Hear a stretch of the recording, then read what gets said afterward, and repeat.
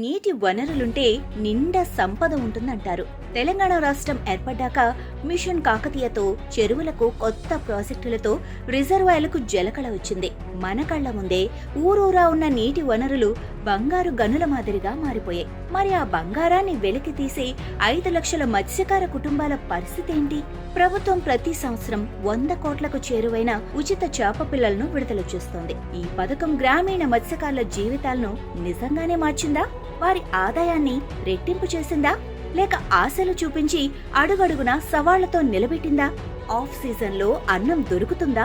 మార్కెట్లో సరైన ధర దక్కుతుందా? తెలంగాణ మత్స్యకారుల పరిస్థితి, పోరాటం, పరిష్కారం ఈ మూడింటిపైనే ఈ రోజు మన స్పెషల్ ఇంపాక్ట్ స్టోరీ. చూడటానికి తెలంగాణ మత్స్యరంగం కొత్త అవకాశాలు తెరిచినట్లు కనిపిస్తుంది. కానీ ఇక్కడే అసలైన తేడా ఉంది. ఆంధ్రప్రదేశ్ మాదిరిగా మన దగ్గర ఎకరాల కొద్దీ ప్రైవేట్ పాండ్ కల్చర్ లేదు. అత్యాధునిక టెక్నాలజీ లేవు. ఇక్కడ మత్స్యకారులలో 70 నుంచి 80% మంది ఇంకా తమ జీవితాన్ని చిన్న గ్రామ చెరువులకే అంకితం చేశారు. నీటిని ఇచ్చేది వర్షం, ఆదాయం ఇచ్చేది చెరువు. ఇదంతా పూర్తిగా ప్రకృతిపై ఆధారపడిన పోరాటం. అందుకే వారి ఆదాయం ఒకే సీజన్కు పరిమితమవుతుంది. ఇక్కడే అతిపెద్ద సమస్య మొదలవుతుంది. చేప సీడ్ వదిలిన తర్వాత అవి మార్కెట్కు సిద్ధం కావటానికి కనీసం 6 నుంచి 10 నెలల సమయం పడుతుంది. ఈ సుదీర్ఘ అంతరకాలం మత్స్యకారులకు పూర్తిగా ఆఫ్ సీజన్. ఈ 3 నుంచి 5 నెలల పాటు వారి చేతిలో చిల్లి గవ్వ కూడా ఉండదు. మరి ఆ రోజుల్లో కుటుంబం ఎలా గడవాలి? ఆదాయం లేక అనేక కుటుంబాలు రోజువారీ కూలీల పనులకు వెళ్లాల్సి వస్తుంది. పిల్లల చదువు, వైద్యం కోసం చిన్న చిన్న అప్పులు తీసుకోవటం ఇప్పుడు సాధారణమైపోయింది.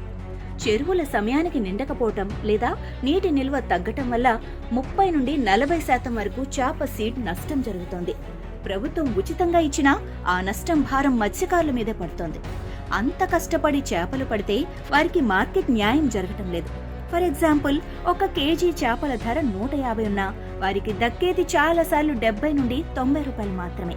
ఎందుకంటే గ్రామాల్లో కోల్డ్ స్టోరేజ్, రవాణా సదుపాయాలు లేవు. వెంటనే అమ్మేయాల్సిన ఒత్తిడితో వ్యాపారులు చెప్పిందే ధర అవుతోంది. దీనితో పాటు పర్యవేక్షణ సరిగా లేకపోవటం వల్ల చేపలు పెద్దవయ్యే ముందే అక్రమ వేట జరుగుతోంది. ఇది ప్రభుత్వ లక్ష్యాన్ని, మత్స్యకారుల శ్రమని దెబ్బతీస్తోంది. ఈ సమస్యలన్నీ కలిసి సగటున ఒక మత్స్యకార కుటుంబం సంవత్సరానికి 60,000 నుండి 90,000 రూపాయల మధ్య సంపాదించేలా చేస్తున్నాయి. స్థిరమైన అవకాశాలు లేక యువత పట్నం బాట పడుతోంది. అయితే తెలంగాణ ప్రభుత్వం ప్రారంభించిన ఉచిత చేప పిల్లల పంపిణీ కార్యక్రమం ఒక గొప్ప ఆరంభం. భవిష్యత్తు ఉత్పత్తిని పెంచడంలో దీని పాత్ర అమోఘం. కానీ ఆఫ్ సీజన్లో ఆకలి తీరినప్పుడే ఈ కార్యక్రమం నిజంగా సక్సెస్ అయినట్టు. కావున ప్రభుత్వం ఇప్పుడు దృష్టి పెట్టాల్సిన అంశాలు ఏంటంటే, ఈ సమయంలో మత్స్యకారులకు ప్రత్యామ్నాయ ఉపాధి లేదా భృతి కల్పించాలి. మార్కెట్లో న్యాయమైన ధర దక్కాలంటే గ్రామ స్థాయిలో కోల్డ్ స్టోరేజ్ సదుపాయాలు వెంటనే రావాలి. చేప సీడ్ నష్టానికి, వాతావరణ సమస్యలకు ఇన్సూరెన్స్ మద్దతు ఇవ్వాలి. గ్రామీణ మత్స్యకార మహిళలకు వాల్యూ యాడెడ్ ప్రొడక్ట్స్ పై ట్రైనింగ్ కల్పించాలి. చెరువుల్లో చేపలు పెరగటం ఒక్కటే అభివృద్ధి కాదు. ఆ పంట లాభం మత్స్యకారుల కుటుంబాలకు స్థిరమైన భవిష్యత్తుగా మారాలి. ఆ దిశగా వ్యవస్థ బలపడాలి. లేదంటే నీటితో నిండిన రిజర్వాయర్లు మత్స్యకారుల కన్నీటితో మిగిలిపోయే ప్రమాదం ఉంది.